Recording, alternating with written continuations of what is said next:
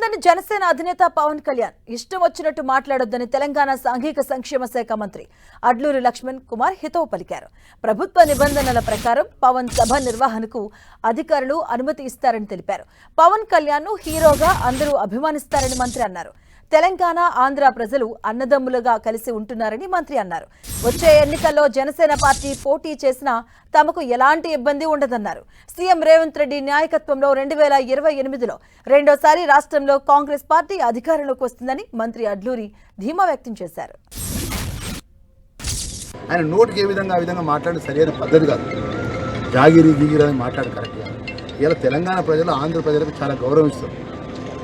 అన్నదమ్ములాగా చూసుకుంటారు తప్ప మేము ఎప్పుడు కూడా వ్యతిరేకించాం. ఆంధ్ర ప్రాంతానికి వచ్చిన వాళ్ళు కూడా ఈ భారతదేశంలో ప్రపంచ దేశాల్లో కూడా తెలంగాణ ప్రజలకు ఉన్నట్టు మంచి మనసు, తెలంగాణ ప్రజలకు ఉన్నట్టు కైండ్ హార్ట్ ఎవరికి ఉండేది.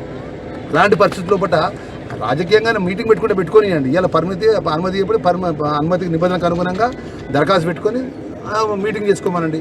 దానికి నోటికి ఎంత వస్తుందో మా దయాకర్ గారిని దళిత మిత్రుడిని పట్టుకొని దళితుని ఇష్టానుసారంగా అవమానపరచుకుంటూ మాట్లాడు, లేదా ప్రభుత్వాన్ని అవమానపరచుకుంటూ మాట్లాడు, జాగిరని మాట్లాడేది సరైన పద్ధతి కాదని పవన్ కళ్యాణ్ గారికి సూచన చేస్తారు.